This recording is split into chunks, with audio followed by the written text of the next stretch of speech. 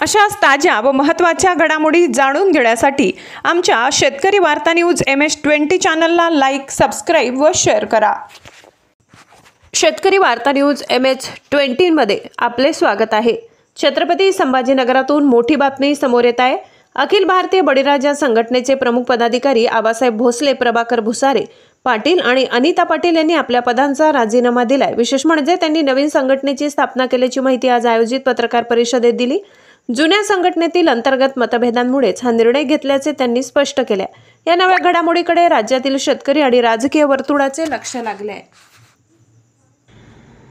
अखिल भारतीय बळीराजा संघटनेचे माजी पदाधिकारी यांची आज संभाजीनगर पत्रकार भवन गजानन महाराज मंदिर जवळ या ठिकाणी आज माजी पदाधिकाऱ्यांची बैठक घेण्यात आली। या बैठकीमध्ये पूर्वीचे जे संस्थापक अध्यक्ष आहेत त्यांच्या मनमानीला कंटाळून या संघटनेतून जवळजवळ 90% पदाधिकारी हे बाहेर पडलेले आहेत आणि या पदाधिकाऱ्यांनी या पत्रकार भवनातील मीटिंग मध्ये एकमुखाने असा ठराव पास केला की मराठवाडा बळीराजा जनशक्ती संघटना स्थापन करण्याचा निर्णय आज या ठिकाणी 90% पदाधिकाऱ्यांनी घेतलेला आहे। आणि या मीटिंग मध्ये सर्वानुमते जे मराठवाडा अध्यक्ष, संस्थापक अध्यक्ष यांची जी निवड आहे थोड्या दिवसामध्ये 5 दिवसामध्ये आम्ही सर्वांना नियुक्तीपत्र देऊन संघटनेची मुहूर्तमेढ करमाड या ठिकाणी राहणार आहोत। जय हिंद, जय महाराष्ट्र। सर्वांना जय हिंद, जय महाराष्ट्र।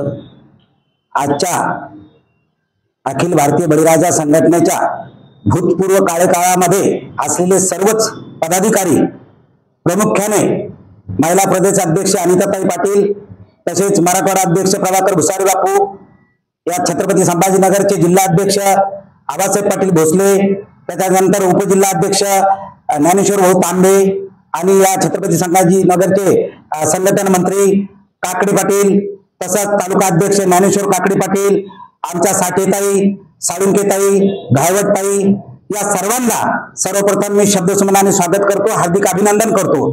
आमच्या विश्वासात तुम्ही एक विश्वास दर्शवून आणि आज या बैठकीमध्ये सर्वानुमते एक निर्णय घेण्यात आला की आतापर्यंतच्या पूर्व काळामध्ये जे काही घडलं तिथं कुठंतरी संस्थापक अध्यक्षाच्या मताला त्या सर्व कंटाळले।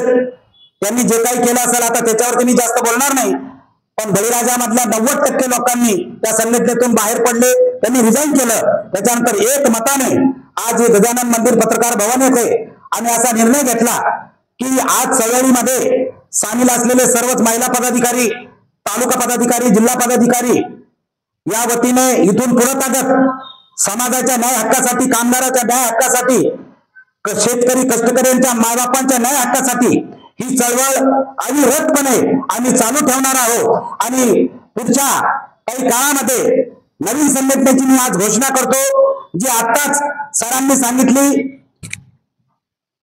मराठवाडा बळीराजा जनशक्ती संघटनेने आमच्या या संघटनेचं नाव असणार आहे आणि याची पुनर्बांधणी करून आणि करमाड येथे याचं मुख्य कार्यालय असणार आहे आणि सर्व पदाधिकाऱ्याला नव्याने आम्ही पदोन्नती देऊन लवकरच कामाला सुरुवात करणार आहोत। जय हिंद, जय महाराष्ट्र।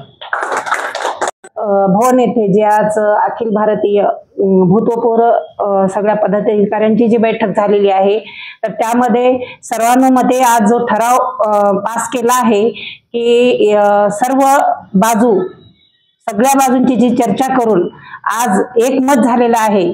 तर माजी सर्व पदाधिकारी यांनी एक ठराव केला की आपण आता सगळ्यांनी मिळून नवीन जी संघटना आहे शेतकरी वर्गासाठी, शेतकरी मायबाप जे आहे आपले पोशिंदा आहे, तर त्यासाठी आपल्याला न्याय देण्यासाठी आपण सगळ्यांनी मिळून एकजूट करून आपण हे काम चालू करूया असं सर्वानुमते ठराव पास झाला।